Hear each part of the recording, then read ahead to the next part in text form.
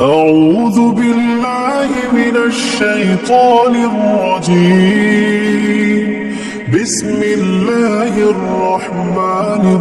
الرحيم. الرحمن علم القرآن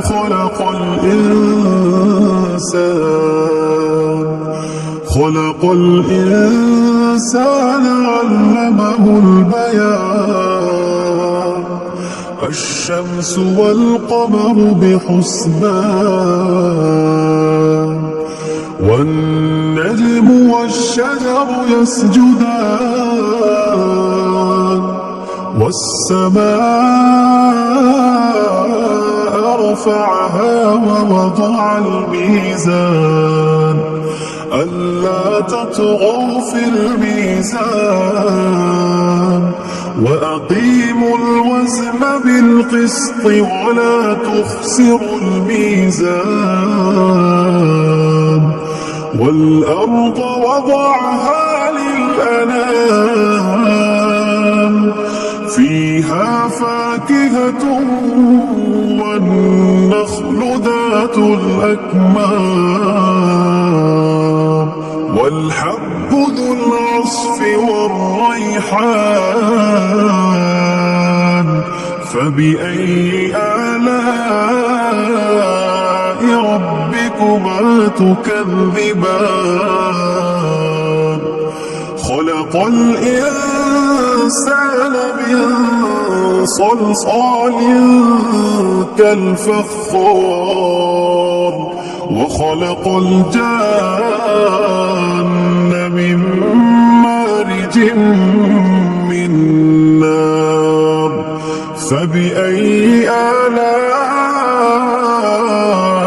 ربكما تكذبان رب المشرقين ورب المغربين فبأي آلاء ربكما تكذبان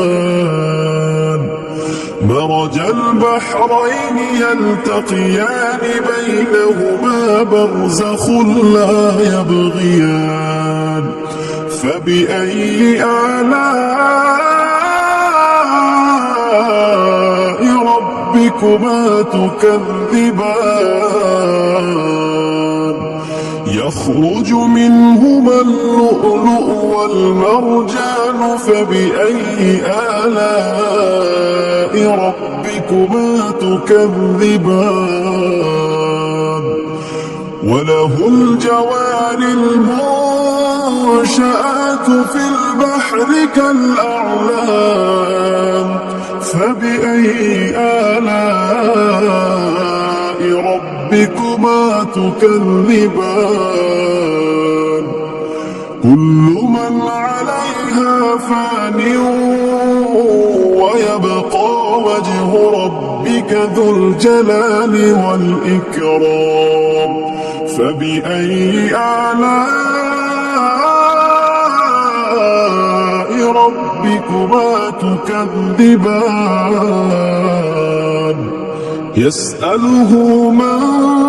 في السماوات والأرض كل يوم هو في شأن فبأي آلاء ربكما تكذبان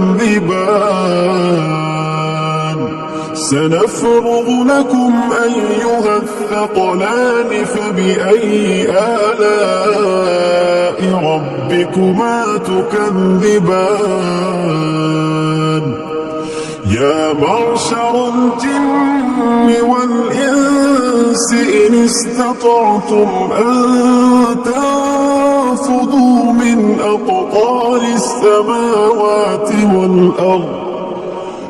أقطار السماوات والأرض فانفذوا لا تنفذون إلا بسلطان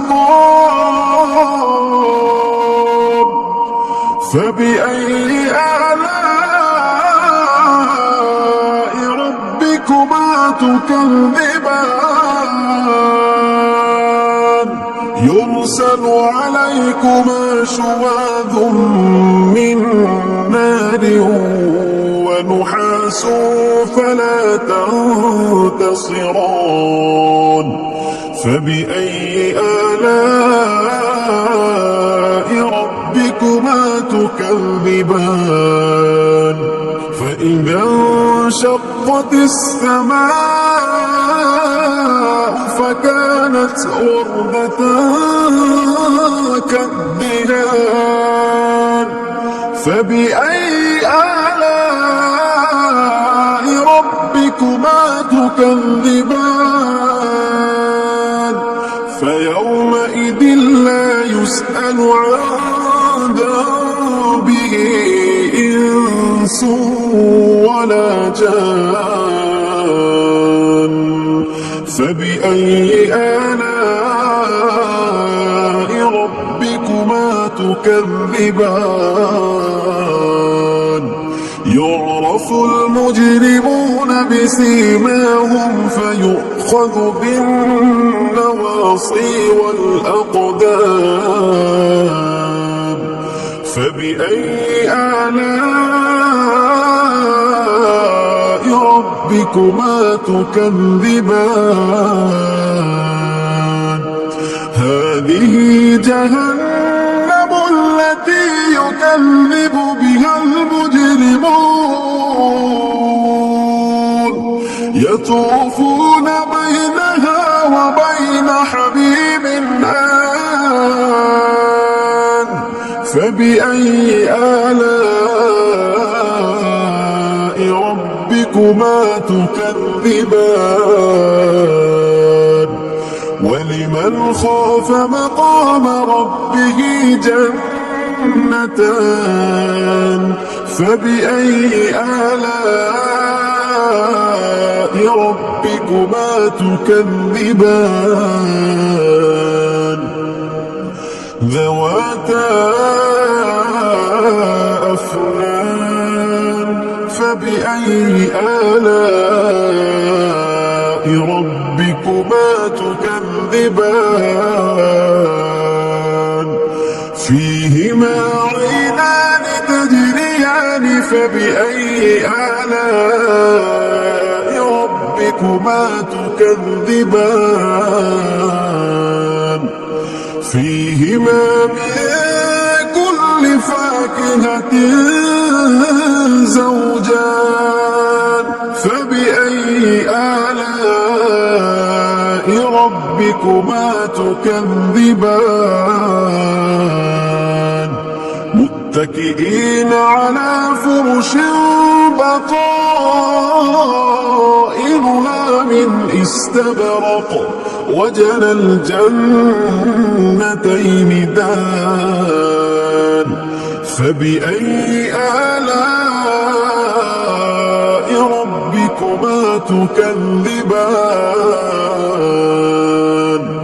فيهن قاصرات الطرف لم يطمثهن إنس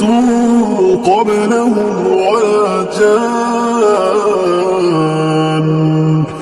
فبأي آلاء ربكما تكذبان كأنهن الياقوت والمرجان فبأي آلاء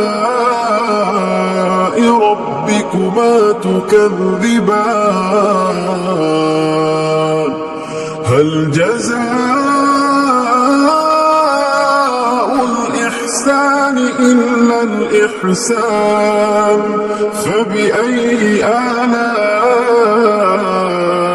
ربكما تكذبان ومن دونهما جنتان فبأي آلاء ربكما تكذبان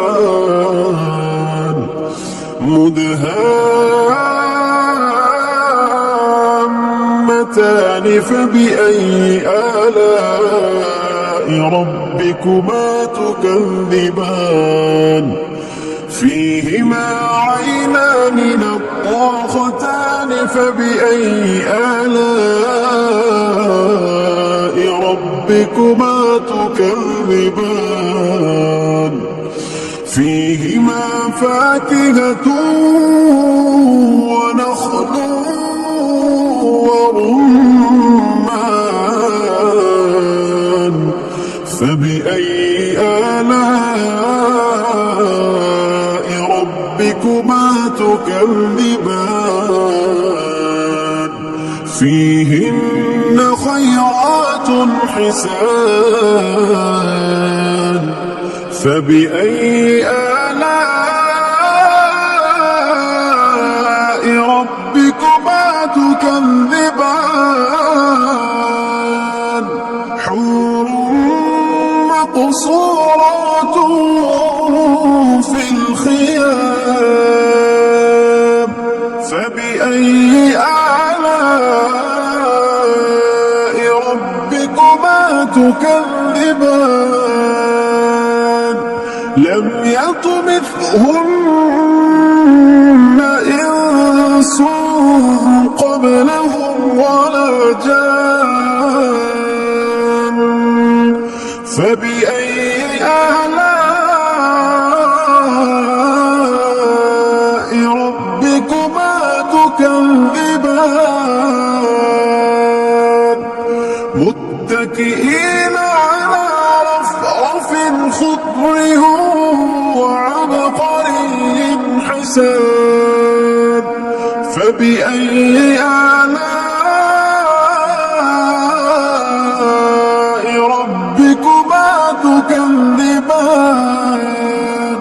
تبارك اسم ربك ذي الجلال والإكرام